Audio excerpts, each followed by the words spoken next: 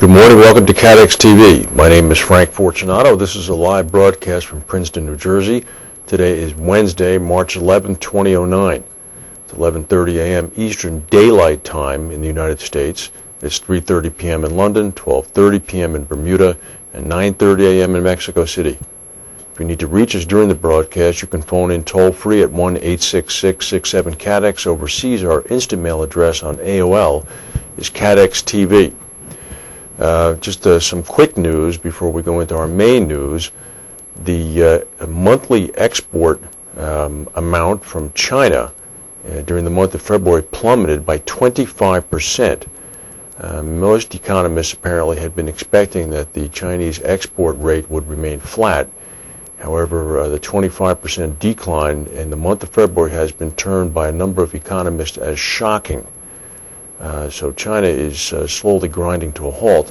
The Dow Jones Industrial Average is up about 24 points, this after the big day yesterday, 380 or so point rally. Now to our main news. One of the biggest reinsurers of the world, Hanover Re, has reported a loss of about 127 million euros for 2008. This is the first annual loss in its history, mainly due to the fact that investment losses canceled out strong underwriting performance. It ended up wiping about 15.5% of shareholders' equity and prompting the board, as well as CEO Wilhelm Zeller, to propose scrapping the dividend. On the underwriting side, despite taking an oversized 10.7% provision for large losses in the year, Hanover still produced a creditable combined ratio of 95.4% on net earned premium. That's quite a good number. The net earned premium fell 3.2% down to 7 billion euros. But it was the precipitous drop in global equity markets that saw the reinsurer's investment return collapse to just 0.4%, which is still pretty good, down 4.6% a year earlier. Hanover said that its realized investment losses were just a shade under 493 million euros. The news coming out of London now is that Nove, the Lloyd's insurer, has said it has withdrawn from merger talks with rival Chaucer. Nove said Nove has come to this decision on the basis that we do not believe it possible to structure a transition which would be in the interest of its shareholders. You may recall that in February, Nove offered a merger with Chaucer on a nil premium, all-share basis. Brit Insurance also declared their interest in a group, and it's thought that there might be other interest from Bermudian rivals. Just before we came on the air, Reinsurance Magazine released an alert saying that Chaucer said just about an hour ago that discussions are continuing with a number of other parties over a potential sale of its business, and it's reported today that Pamplona Capital Management, a fund run by the Russian financier Alex Nastor, may in fact bid for Chaucer. There's been no comment from Mr. Nastor's group or from Chaucer on that one. Union Bank of Switzerland came out with some news. They posted a 20.9 billion Swiss franc loss. It translates out to 18 billion US for 2008. It must be extremely active at the Union Bank of Switzerland headquarters in downtown Zurich. The loss is much larger than initially reported, and the 2009 outlook remains extremely cautious. The full-year net loss widened by about 1.2 billion francs from the figure reported just on February 10th because of costs to settle a U.S. tax investigation, as well as, of course, additional write-downs on securities.